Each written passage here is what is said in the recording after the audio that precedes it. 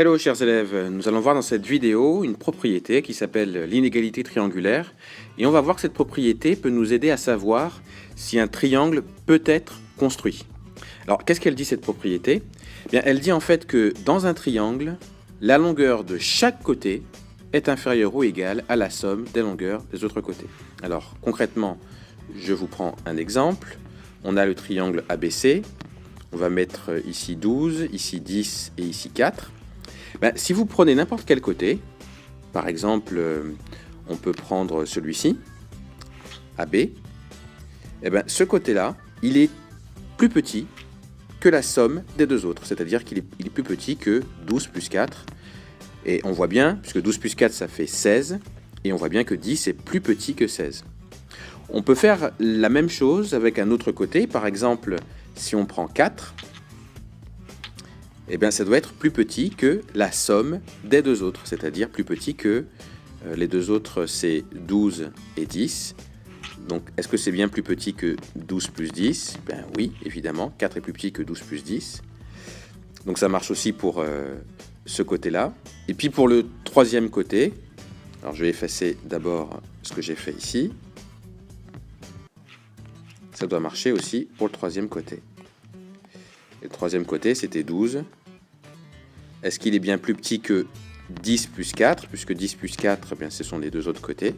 Bien oui, puisque 10 plus 4, ça fait 14, donc 12 est bien plus petit que 14.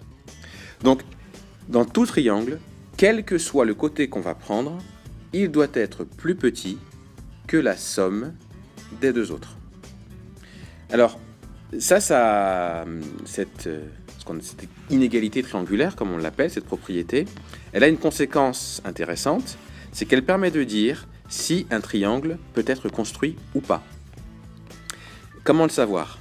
En fait, si jamais le plus grand côté du triangle est plus grand que la somme des deux autres, alors le triangle ne peut pas être construit. Et là, je vais vous redonner encore un exemple. Encore ABC. On va reprendre l'exemple de tout à l'heure, le triangle de tout à l'heure. 12, 10 et 4. Vous voyez ce triangle, le plus grand côté ici c'est 12. On avait vu qu'il était plus petit que la somme des deux autres, donc 10 plus 4. Donc ça c'est bon. Maintenant imaginons qu'on ait un triangle, un triangle différent. Alors je vais en refaire un autre. Voilà, alors on va toujours prendre ABC. Et cette fois-ci, je vais prendre ici 4, 3 et 8. Alors, on va prendre le plus grand côté. Le plus grand côté, c'est quoi? C'est BC, donc 8. Est-ce que BC est bien égal, inférieur, plus petit que la somme des deux autres? Est-ce que les deux autres, c'est 4 et 3? Est-ce que 8, c'est bien plus petit que 3 plus 4? 3 plus 4, ça fait 7, donc on voit bien que 8 est supérieur à 3 plus 4. Ça veut dire quoi? Ça veut dire qu'en fait, ce triangle, même si au brouillon à main levée, comme ça, j'ai pu le construire, en réalité, si vous prenez votre règle, votre rapporteur, etc., rapporteur, c'est compas plutôt, vous n'arriverez pas à le construire. Il est impossible de construire ce triangle-là, parce que le plus grand côté est plus grand que la somme des deux autres. Donc si on vous pose une question dans un exercice, on vous demande est-ce que tel triangle peut être construit? Ce qui vous suffit de vérifier, c'est si le plus grand côté est bien plus petit que la somme des deux autres. Alors on va prendre un exemple, l'exemple que vous voyez dans votre cours.